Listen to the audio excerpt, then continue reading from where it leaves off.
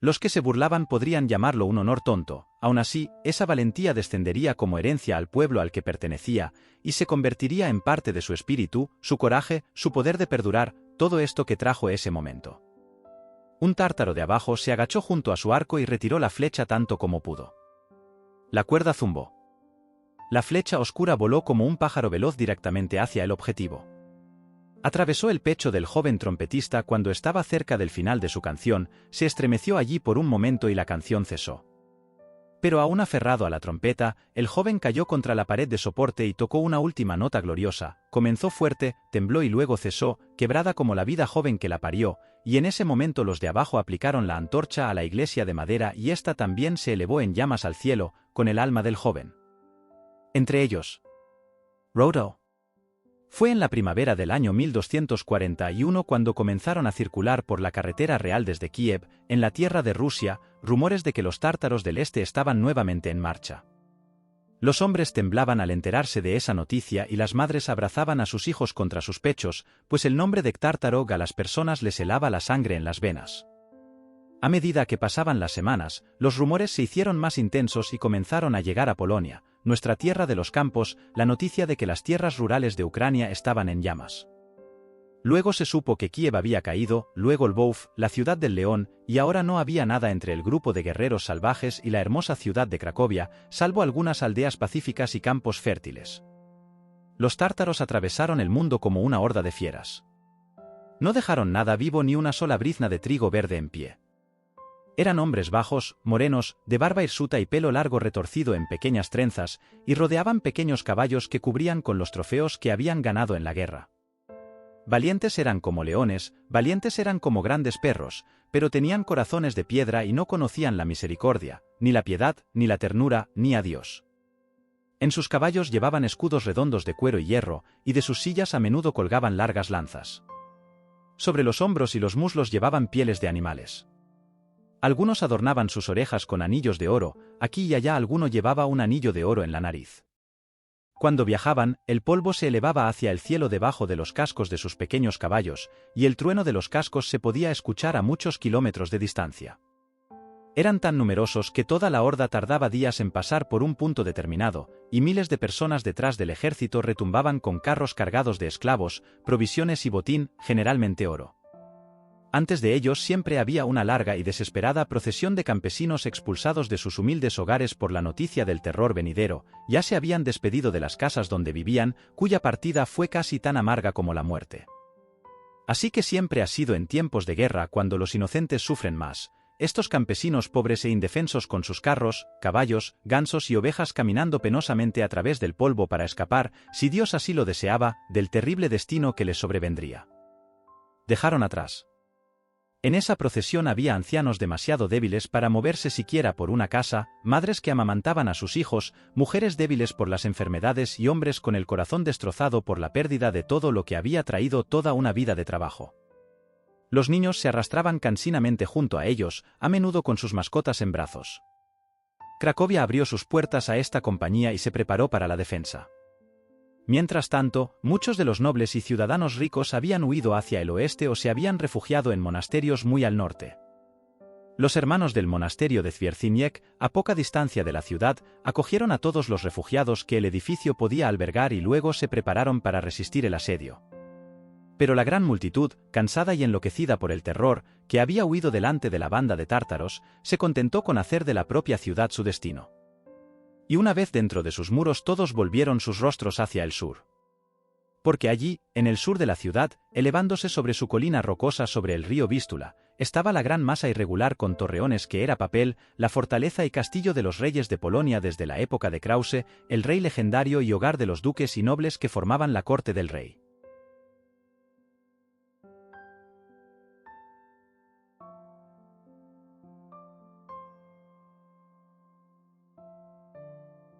Se había decidido no hacer ningún intento de defender la ciudad fuera de las puertas del castillo, ya que eso implicaría una gran pérdida de vidas, y así, durante varios días, los habitantes de la ciudad que quedaban y estos refugiados de todo el país acudieron a la fortificación y se alojaron dentro de sus murallas.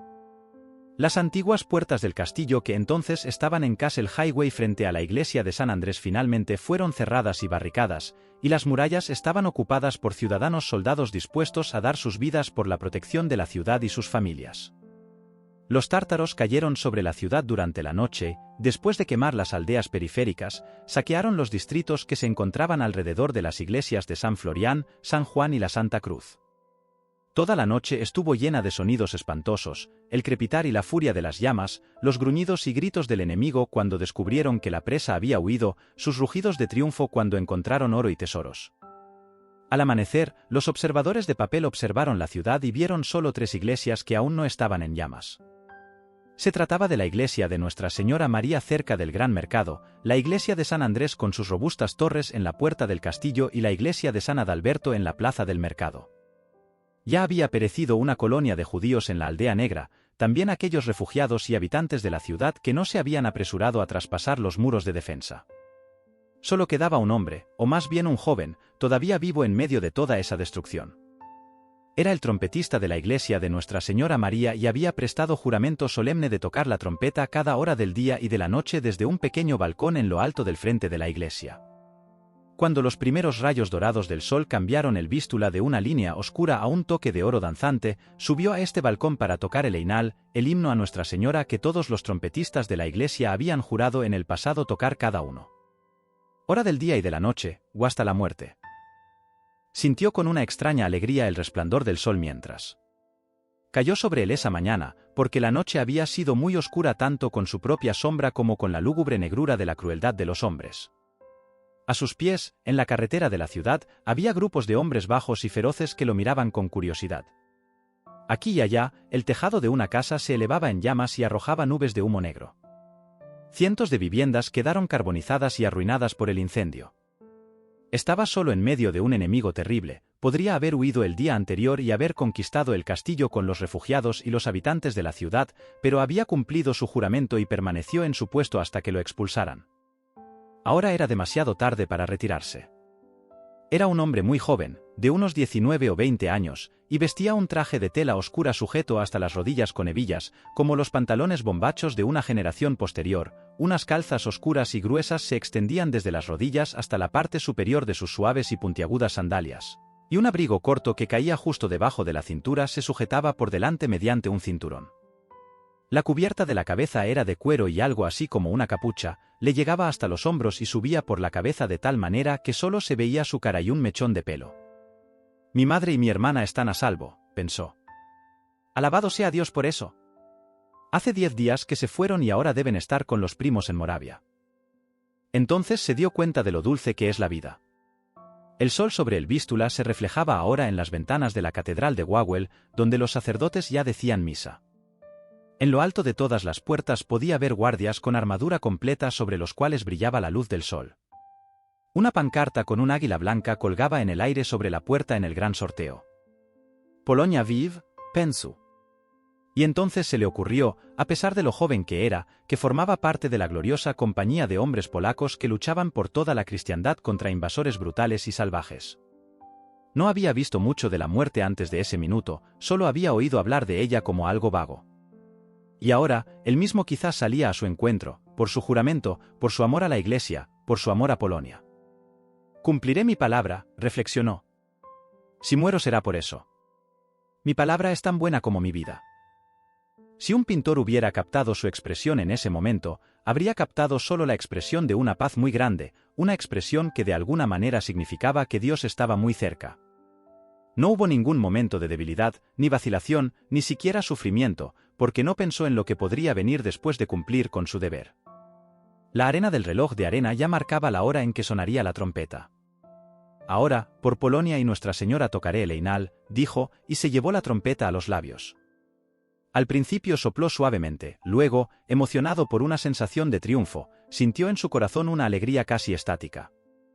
Le pareció ver en una visión que, aunque ahora podría morir solo y sin nada salvo lo que tal vez algunos los que se burlaban podrían llamarlo un honor tonto, aun así esa valentía descendería como herencia al pueblo al que pertenecía, y se convertiría en parte de su espíritu, su coraje, su poder de perdurar, todo esto que trajo ese momento.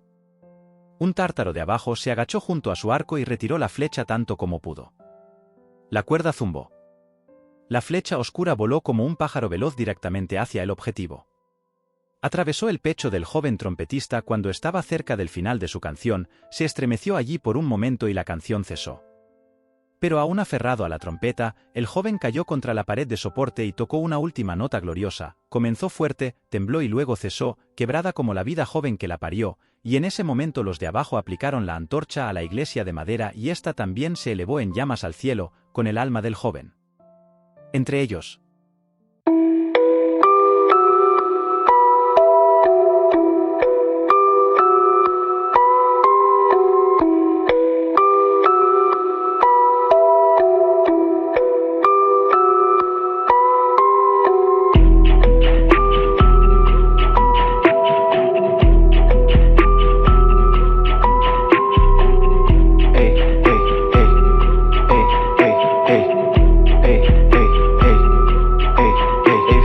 Papo reto, só resta melhora. Tudo corre e se resume em notas. Você sem medo que não mata engorda. Vê se eu perguntei se tu concorda. Fazer merda agora tá na moda. Fiquei puto, vou portar a pistola, mas não é um fuzil que vai me fazer foda. Do Brasil, mas recebendo em dólar. Calibre 12, correio de Corolla. Vivendo em fuga, não tá tendo folga.